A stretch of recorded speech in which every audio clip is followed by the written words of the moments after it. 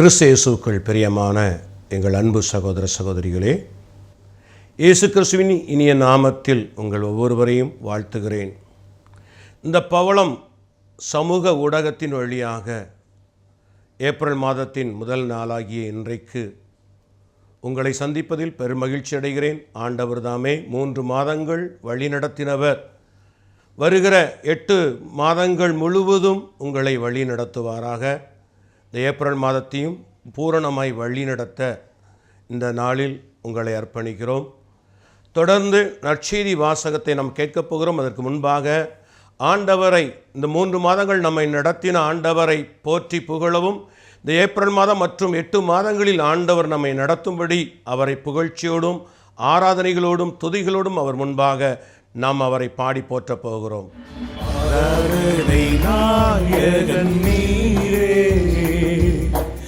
ஆராதனை வேந்தனும் நீரே, ஆராதனை நாயகன் நீரே, ஆராதனை வேந்தனும் நீரே. ஆயுள் முடியும் வரை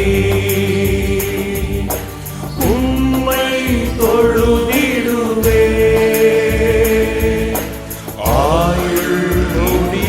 வரை உம்மை தொழுதிடுவே. ஆராதனை நாயகன் நீரே, ஆராதனை வேந்தனும் நீரே. 1000 பேர்களில் சிறந்தோ ஆண்டவர் இயேசு நீரே. 1000 பேர்களில் சிறந்தோ ஆண்டவர் இயேசு நீரே. வெள்ளியே எந்தன் பிரியம் நீரே, என்றென்றும் தொழுதிடுவே. பிடி வெள்ளியே எந்தன் பிரியம் நீரே, என்றென்றும் தொழுதிடுவே. ஆராதனை நாயகன் நீரே, ஆராதனை வேந்தனும் நீரே. இன்றைக்கு நாம் நற்செய்தி வாசகமாக யோவான் 5ஆம் அதிகாரம் 1 முதல் 16வது வசனம் வரை பார்க்கிறோம். யூதர்களின் திருவிழா ஒன்று வந்தது. இயேசுவும் எருசலேமுக்கு சென்றார். எருசலேமில் ஆட்டு வாயிலுக்கு அருகில் 5 மண்டபங்கள் கொண்ட குளம் ஒன்று இருந்தது. எபிரேய மொழியில் பெட்சதா என்பது அதன் பெயர். இந்த மண்டபங்களில் உடல் நலமற்றோர், பார்வையற்றோர், கால் ஊனமுற்றோர், முடக்குவாதமுற்றோர் ஆகியோர் திரளாய் படுத்து கிடப்பர். இவர்கள் குளத்து நீர் கலங்குவதற்காக காத்திருப்பார்கள். ஏனெனில் ஆண்டவரின் தூதர் சில வேளைகளில் அக்குளத்தில் இறங்கி தண்ணீரை கலக்குவார். தண்ணீர் கலங்கிய பின் முதலில் இறங்குபவர் எந்த நோயிற்று இருந்தாலும் நலமடைவார். 38 ஆண்டுகளாய் உடல் நலமற்றிருந்த ஒருவரும் அங்கு இருந்தார். இயேசு அவரை கண்டு நெடுங்காலமாக அவர் அந்த நிலையில் இருந்துள்ளதை அறிந்து, நலம் பெற விரும்புகிறீரா என்று அவரிடம் கேட்டார். ஐயா, தண்ணீர் கலக்கும்போது என்னை குளத்தில் இறக்கிவிட ஆள் இல்லை. நான் போவதற்கு முன் வேறு ஒருவர் இறங்கி விடுகிறார் என்று உடல் நலமற்றவர் அவரிடம் கூறினார். இயேசு அவரிடம், எழுந்து உம்முடைய படுக்கை எடுத்துக்கொண்டு நடந்து செல்லும் என்றார். உடனே அந்த மனிதர் நலமடைந்து தம்முடைய படுக்கையை எடுத்துக்கொண்டு நடந்தார். அன்று ஓய்வு நாள். யூதர்கள் குணமடைந்தவரிடம், ஓய்வு நாளாகி இன்று படுக்கை எடுத்து செல்வதற்கு சட்டத்திற்கு எதிரான செயல் என்றார்கள். அவர் மறுமொழியாக, என்னை நலமாக்கியவரே உம்முடைய படுக்கையை எடுத்துக்கொண்டு நடந்து செல்லும் என்று என்னிடம் கூறினார் என்றார். படுக்கை எடுத்துக்கொண்டு நடந்து செல்லும் என்று உம்மிடம் கூறியவர் யார் என்று அவர்கள் கேட்டார்கள். ஆனால் நலமடைந்தவருக்கு அவர் யார் என தெரியவில்லை. ஏனெனில் அவ்விடத்தில் மக்கள் கூட்டமாயிருந்ததால் இயேசு அங்கிருந்து நழுவி போய்விட்டார். பின்னர் இயேசு நலமடைந்தவரை கோவிலில் கண்டு, இதோ பாரும், நீர் நலம் அடைந்துள்ளீர். இதைவிட கேடானது நிகழாதிருக்க பாவம் செய்யாதீர் என்றார். அவர் போய் தம்மை நலமாக்கியனவர் இயேசு என்று யூதர்களுக்கு அறிவித்தார். ஓய்வு நாளில் இயேசு இதை செய்ததால் யூதர்கள் அவரை துன்புறுத்தினார்கள். இது ஆண்டவரின் அருள்வாக்கு. இறைவா, உமக்கு நாங்கள் நன்றி செலுத்துகிறோம். 38 ஆண்டுகளாய் பெட்சதா குளத்தின் முன் கிடந்த ஒரு முடக்குவாத மனிதனை குறித்து நாம் இந்த நாளிலே பார்க்கிறோம். ஆண்டவர் இயேசுவின் அற்புதங்களில் மிக முக்கியமான ஒரு அற்புதமாகவும் இதை நாம் காண முடியும். இயேசு அந்த பெட்சதா குளத்தின் அருகில் வருகிறார். ஒவ்வொரு நாளும் அந்த பெட்சதா குளத்தை கலக்கும்போது, வானதூதர்கள் கலக்கும்போது யார் முதலில் இறங்குகிறார்களோ அவர்கள் அந்த நோயிலிருந்து விடுதலை பெறுவார்கள். ஆனால் இந்த மனிதன் முடக்குவாதத்தினால் பாதிக்கப்பட்டதினாலே இவனால் ஓடி செல்லவும் முடியாது, தவழ்ந்து செல்லவும் முடியாது. அப்படிப்பட்ட நிலையில் ஏதாவது ஒரு மனிதர்கள் தனக்கு உதவுவார்கள் என்று பல ஆண்டுகளாய் காத்திருக்கிறார். ஆனால் யாருமே அவருக்கு உதவி செய்ய மனம் வரவில்லை. ஏனெனில் அங்கே இருக்கிற எல்லோருமே தாங்கள் சுகமடைய வேண்டும் என்று விரும்புவார்களே அன்றி இவரை சுகமாக்கும் எந்த காரியத்தையும் அவர்கள் செய்ய மாட்டார்கள். ஏனெனில் அங்கு எல்லோருமே நோயாளிகளாக இருந்தார்கள். சில நோயாளிகளுக்கு உதவி செய்ய குடும்பத்தார் இருந்திருப்பார்கள். ஆனால் 38 ஆண்டுகள் என்றால் இந்த மனிதன் குடும்பத்தால் புறக்கணிக்கப்பட்டு புறம் தள்ளப்பட்ட ஒரு மனிதனாக தான் இருந்திருக்க வேண்டும். அந்த நிலையில்தான் யாராவது ஒருவர் எனக்கு உதவ மாட்டார்களா, யாராவது எனக்கு விடுதலை தரும்படி வந்து என்னை இந்த குளத்தில் இறக்கிவிட உதவி செய்ய மாட்டார்களா என்று ஏங்கி தவித்து கொண்டிருந்த நேரத்தில்தான் இயேசு அங்கே வந்து கேட்கிறார், நீர் நலம் பெற விரும்புகிறீரா என்ற ஒரு கேள்வியை இயேசு இங்கே கேட்கிறார். ஆம், நான் நலம் பெற வேண்டும் என்று அவர் சொல்லியிருக்க வேண்டும். ஆனால் அவர் என்ன சொல்லுகிறார், ஐயா, அந்த குளத்தை கலக்கும் போது இறக்கிவிட எனக்கு ஆள் இல்லை, நான் நலம் பெற விரும்புகிறேன். அதனால் நான் 38 ஆண்டுகளாக இந்த பெட்சதா குளத்தின் முன் நான் தவித்து கிடக்கிறேன். ஆனால் யாரும் எனக்கு உதவி செய்ய மறுக்கிறார்கள் என்ற மனவேதனையினாலே இயேசுவிடத்தில் தன்னுடைய குறைகளை அவர் பகிர்ந்து கொள்ளுகிறார். நன்றாய் கவனியுங்கள். எரேமியா 17:5 சொல்லுகிறது, மனிதனை நம்புகிறவர்கள் சபிக்கப்பட்டவர்கள் தான் என்று. உண்மையாகவே மனிதன் எந்த மனிதனுக்கும் நன்மை செய்ய விரும்புவது இல்லை. இன்றைய காலங்களில் அதிகமாகவே இருக்கிறது. தன்னை விட மற்றவன் முன்னேறி செல்லக்கூடாது என்ற மனப்பான்மை தான் இருக்கிறதே அன்றி மற்றவர்களுக்கு உதவி செய்யும் எந்த மனப்பாங்கும் இன்றைக்கு உலகத்தில் காணப்படவில்லை. யார் எப்பொழுது நமக்கு எதிரியாக மாறுவார்கள் என்று நாமே எதிர்பார்க்க முடியாது. ஏனெனில் உலகம் போகிற போக்கு இன்னைக்கு நண்பர்கள் கூட துரோகிகளாய் மாறும் ஒரு உலகத்தில் தான் நாம் வாழ்ந்து கொண்டு இருக்கிறோம். எனக்கு அன்பான என் சகோதர சகோதரிகளே, இந்த மனிதரும் கூட யாராவது எனக்கு உதவி செய்ய மாட்டார்களா, எனக்கு யாராவது உதவி செய்ய மாட்டார்களா என்று 38 ஆண்டுகள் காத்திருந்தார். ஒருவரும் வரவில்லை. இப்போது இயேசு அங்கே வந்து நிற்கிறார். நீர் நலம் பெற விரும்புகிறீர்? ஆமையா. இயேசுவை பாருங்க, ஒரே ஒரு வார்த்தை தான். அவர் தொடவில்லை, ஜெபிக்கவில்லை. அந்த மனிதனை பார்த்து சொல்லுகிறார், எழுந்து உன் படுக்கையை எடுத்துக்கொண்டு நடந்து போ என்று சொல்லி இயேசு இங்கே சொல்வதை நாம் பார்க்கிறோம். எப்பொழுதுமே இயேசு 2 காரியங்கள் கரெக்டாக செய்வார். என்ன அப்படின்னா, எல்லா காரியமே கரெக்டாக தான் செய்வார். குறிப்பாக அற்புதங்களில் அவர் செய்கிற காரியம் அவர்கள் எப்படி அதை விசுவசிக்கிறார்கள் என்பதை முதலில் கணக்கெடுகிறார். நான் பார்க்கலாம், மார்க் 2ஆம் அதிகாரத்திலே ஒரு முடக்குவாத மனிதனை 4 பேர் கட்டிலோடு இயேசு இருந்த வீட்டிற்கு முன்பாக இறக்குவார்கள். இயேசு அந்த மனிதனை பார்த்து ஜெபிக்க மாட்டார். மாறாக அந்த முடக்குவாத மனிதனிடத்திலே உன் படுக்கையை எடுத்துக்கொண்டு நட என்று சொல்வதை நாம் அங்கே பார்க்கிறோம். அவன் சொல்லியிருக்கலாம், ஐயா என்னால் நடக்க முடியாது. இந்த 38 ஆண்டு கால மனிதன் சொல்லியிருக்க முடியும், ஐயா என்னால் நடக்க முடியாது, என் கை கால்கள் செயலற்று போய்விட்டது, நானே குளத்தில் இறக்கி விடுவதற்கு ஆள் இல்லாமல் தான் தவிக்கிறேன், நீங்கள் என்ன படுக்கை எடுத்துக்கொண்டு நடந்து சொல்லுகிறீர்களே என்று அவர்கள் சொல்லியிருக்கலாம். ஆனால் இயேசு கிறிஸ்துவின் வார்த்தைகளை கேட்கிற ஒவ்வொருவருக்குள்ளும் அந்த வார்த்தை ஒரு ஜீவனாய், ஒரு விசுவாசத்தை உருவாக்கும் வார்த்தைகள் இயேசுவின் வார்த்தைகள். ஆகவே அங்கே பார்க்கிறோம், எதை செய்ய முடியவில்லையோ அதை செய்யும்படி இயேசு கட்டளையிடுகிறார். அவனால் நடக்கவே முடியாது, எழுந்திருக்கவே முடியாது. இயேசு சொல்கிறார், எழுந்து நட. மார்க் 2லுமே அந்த முடக்குவாத மனிதனை 4 பேர் கட்டிலோடு இறக்கி வைத்தார்கள். அவனால் நடக்க முடியாது என்பதற்காக இயேசுவின் முன்பாக நிறுத்தினார்கள். 4 பேர் சுமந்து வந்து இயேசு அங்கே சொல்லுகிறார், எழுந்து நட. எங்கே உன் விசுவாசத்தை காண்பி ப்ரூவ் பண்ணு என்று ஆண்டவர் நிரூபிக்கிறார். இங்கே இங்கே அதே வார்த்தை 38 ஆண்டுகளாக இருக்க மனிதனை பார்த்து சொல்கிறார், எழுந்து உன் படுக்கை எடுத்துக்கொண்டு நட என்ற வார்த்தை சொல்கிறார்கள். பரிசேயர் கூட்டம் இங்கே வாட்ச் பண்ணுகிறது. இவர் என்ன சொல்கிறார், இவர் என்ன செய்கிறார் என்பதை காண்பதற்கு ஒரு கூட்டம் எப்பொழுதுமே இயேசு பின்னாலே துரத்தி கொண்டே அலையும். அந்த கூட்டம் பார்க்கிறது. இந்த மனிதன், அதுவரை மனிதர்களை நம்பிக்கொண்டிருந்த மனிதன், இந்த வார்த்தையின் வல்லமையினாலே அவன் என்ன செய்திருக்க வேண்டும், இயேசு சொன்ன வார்த்தையில் நிமித்தம் தன்னுடைய உடலை அவர் அசைத்து பார்த்திருக்க வேண்டும். அந்த நேரத்தில் அவருடைய கை கால்கள் எல்லாம் செயல் பெற்று விட்டது. இயேசு சொன்னார், எழுந்து படுக்கை எடுத்துக்கொண்ட நடனு. அங்கே நிற்கவே இல்லை இயேசு. அவர் அப்படி கடந்து போய்விட்டார். இவர் ஒரு செகண்ட் ஆண்டவர் சொல்லிவிட்டு கடந்து விட்டார். முதலில் கேட்டார், நீ சுகமாக விரும்புகிறாயா, எழுந்து நடக்க விரும்புகிறாயா? ஆமேன், ஆமேன் ஐயா, நான் விரும்புகிறேன். அடுத்த சொல்ல படுக்கை எடுத்துக்கொண்டு நடன்னு சொல்லிவிட்டு இயேசு அவர் பாட்டு கடந்து விட்டார். இயேசு யார் என்று இவருக்கு தெரியாது. இப்போ அவர் எழுந்து விட்டார். எழுந்து படுக்கை எடுக்க போகும்போது ஒரு கூட்டம் வருகிறது. படுக்கை எடுக்காத, இன்னைக்கு ஓய்வு நாள், நீ அப்படி உட்கார்ந்துரு அப்படிங்குது. அதாவது நீ இன்னைக்கு சுகமாக கூடாது. சுகமாக்குதல் என்பது கடவுளுடைய விருப்பம். சுகமாக்குதல் என்பது கடவுளின் அற்புதம்.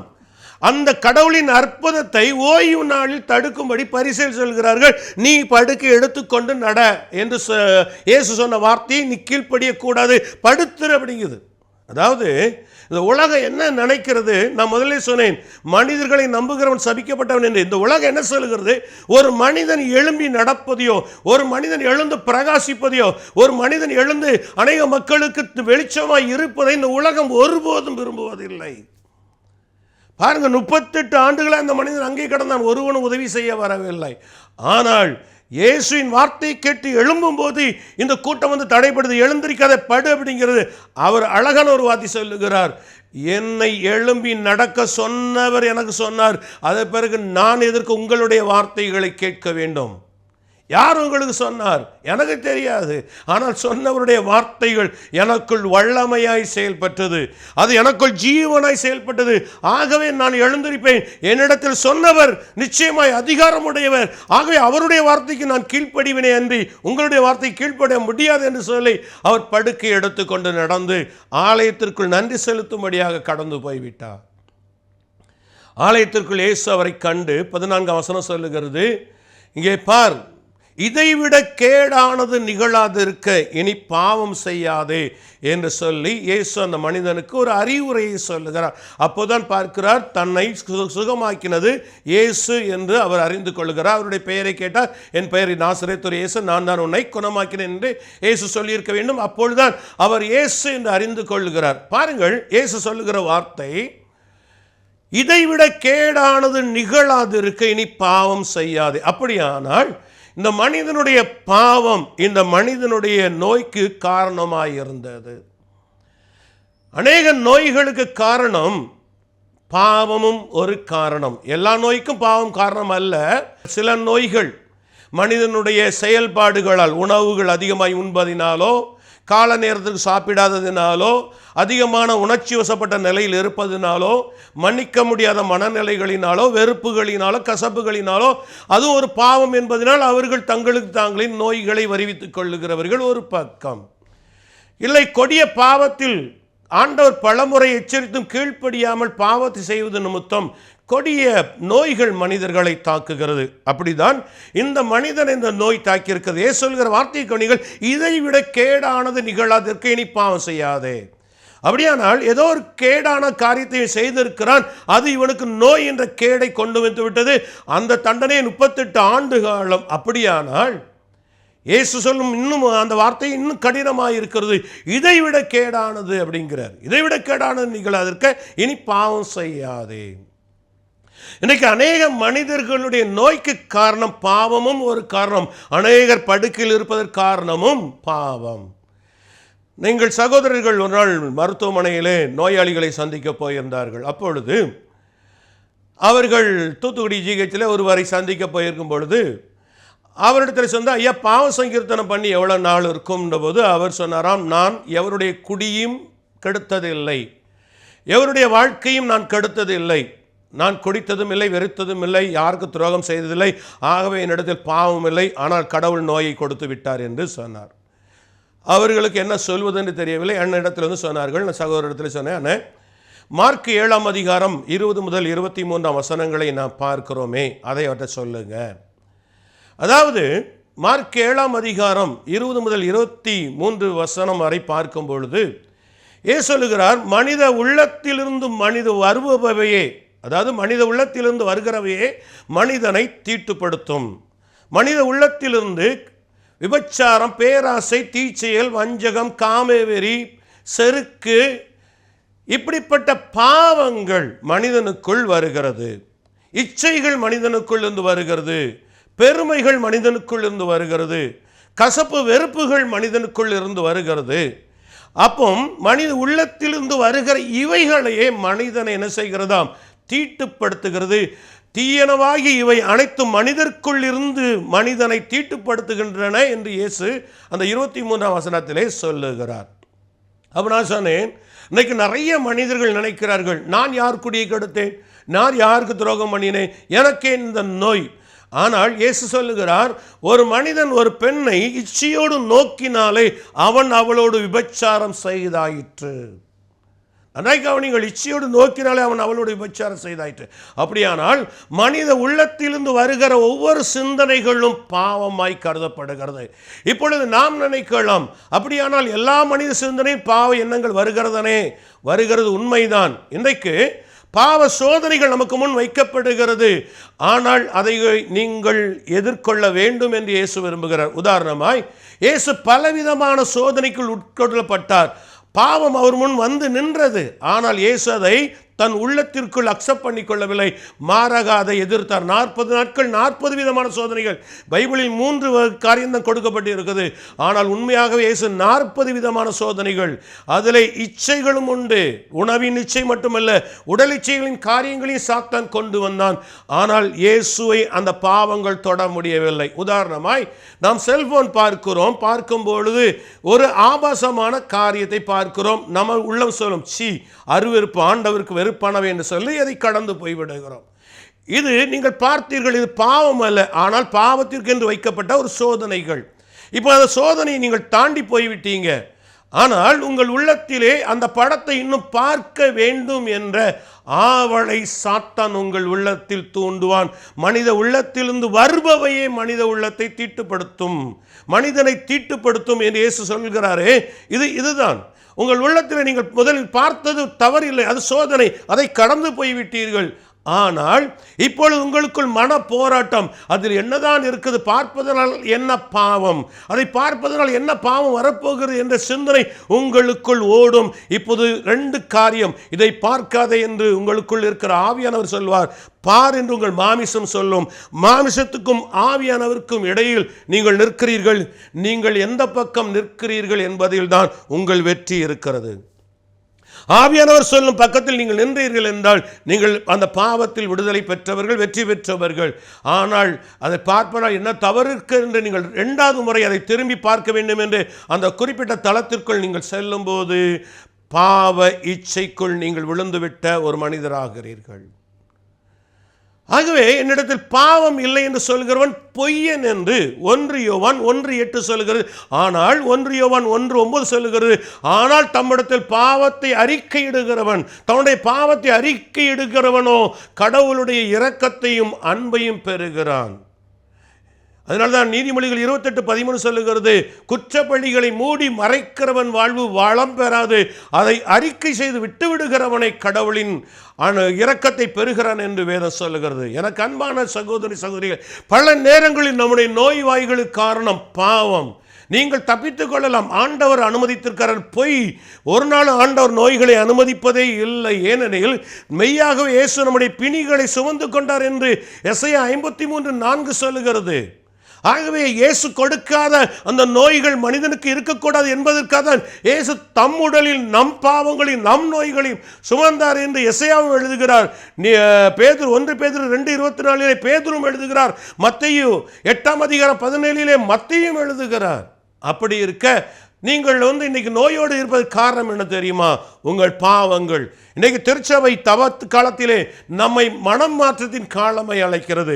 இன்னைக்கு நீங்கள் யாராவது நோய்வாய்ப்பட்டீங்கன்னா நீங்கள் உங்களுக்குள்ளே சொல்லாதீங்க, நான் பரிசுத்தவான், நான் யார் குடியும் கெடுத்ததில்லை, யார் வஞ்சகத்தையும் யாருக்கும் வஞ்சகம் பண்ணியிருந்து சொல்லி உங்களை நீங்களே சமாதானப்படுத்தாதீர்கள். மாறாக உங்கள் உள்ளத்தில் இருந்த வெறுப்பு, பகை, கசப்பு, பொறாமை, எரிச்சல், காய்மகரம், பில்லிசூனிய, செய்வினை, மந்திரங்கள், உங்களுக்குள் இருக்கிற காம விகாரங்கள், பண ஆசைகள், பேராசைகள் எல்லாமே பாவம்தான்.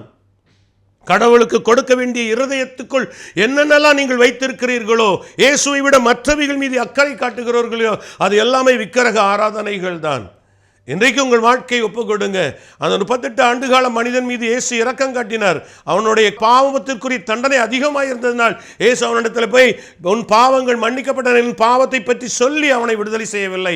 மாறாக அவனை விடுதலை செய்த பின் இனி இதைவிட கேடானது நிகழாதிருக்க பாவம் செய்யாது என்று சொன்னார். இன்றைக்கும் உங்கள் வாழ்க்கையை மாற்றி அமைக்கக்கூடிய இயேசுவின் கரத்தில் உங்கள் பாவங்களை ஒப்புக் கொடுங்க. திருப்பாடல் 51 வாசித்து, இன்னைக்கு ஆண்டவரே உமது பேரன்பு கேட்ப என் மீது இரக்கம் வையும் என்று சொல்லி நீங்கள் ஜெபியுங்கள். ஆண்டவர் உங்களை இந்த நிலையிலிருந்து விடுதலை செய்வார். உங்களுக்காய் நான் ஜெபிக்கிறேன். தகப்பனே, 38 ஆண்டு காலமாய் பெட்சதா குளத்தின் முன் கிடந்த ஒரு மனிதன் மீது நீர் இரக்கம் காட்டினீர் அப்பா. இன்றைக்கும் நோயினால் வாதித்து கொண்டிருக்கிற, நோய் படுக்கையிலே வேதனை அடைந்து கொண்டிருக்கிற உன் பிள்ளைகளை ஒரு விசை நோக்கி பாரும் அப்பா. இவர்களுக்காய் நீர் இரத்தம் சிந்தி அருள் வாழ்வை கொடுத்திருக்கிறீரப்பா. ஆமென் ஆண்டவரே. இந்த மனிதர்களுடைய எல்லாவித நோய்களையும் என் இயேசு சுமந்தீர் என்று எசையா 53:4 சொல்லுகிறது. எசையா 53:5 சொல்லுகிறது, அவர் பெற்ற காயங்கள் வழியாக நீங்கள் நலம் அடைய வேண்டும் என்பதற்காக இயேசு காயங்களையும் நோய்களையும் சுமந்தார். அதை எசையா 53:10 சொல்லுகிறது, நம்முடைய நோய்களை பிதாவாகிய கடவுள் இயேசுவின் மீது வைத்தார், அவரை நொறுக்கவும் நோயால் வதைக்கவும் கடவுள் சித்தம் கொண்டார் என்று சொல்லுகிறார். ஆகவே இன்றைக்கும் ஆண்டவர் இயேசுவே, நீர் உண்மையாகவே இந்த மனிதர்களின் ஒவ்வொருவருடைய நோய்களை சுமந்ததினாலே இன்றைக்கும் அது இரக்கம். உம்மை நோக்கி கூப்பிடுகிற, மன்னிப்பை கேட்கிற உம் பிள்ளைகளுக்கு இரக்கமாயிரும் அப்பா. இதை கேட்கிறவர்கள் படுக்கையில் இருப்பார்கள் என்றால் இயேசுவே இவர்கள் குற்றங்களையும் பாவங்களையும் மன்னித்து உம்முடைய கரத்தை நீட்டி ஆண்டவரே அவர்களை படுக்கையிலிருந்து எழுப்புவீராக. யாயிருடைய மகளை கை நீட்டி தொட்டு சுகமாக்கின என் இயேசுவே, உயிர்த்தெழ செய்த இயேசுவே, மரண படுக்கையிலிருந்து இவர்களை எழுப்புவீராகப்பா. இதோ இந்த வேளையில் கூட அன்றைக்கு 900 விதவையின் மகன் பாடை தொட்டது போல ஆண்டவரை இன்றைக்கு படுக்கையில் இருக்க இந்த மனிதர்களை தொட்டு ஆண்டவரை இவர்கள் வாழ்க்கை ஆசீர்வதிங்கப்பா. இதை கேட்டுக்கொண்டிருக்கிற ஒவ்வொருவரையும் தொடுவீராக. பாவ வாழ்வில் இருந்த பரிசுத்த வாழ்வுக்கு திரும்பும்படி இயேசுவே உமது கரம் ஒவ்வொருவரையும் இந்த நாளில் தொடட்டும் அப்பா. தொடர்ந்து இவர்களை ஆசீர்வதியும், வலிமையாய் வல்லமையாய் பயன்படுத்தும். இயேசு கிறிஸ்துவின் நாமத்தில் அர்ப்பணம் பண்ணி ஜெபிக்கிறோம் பிதாவே. ஆமேன், ஆமேன், ஆமேன்.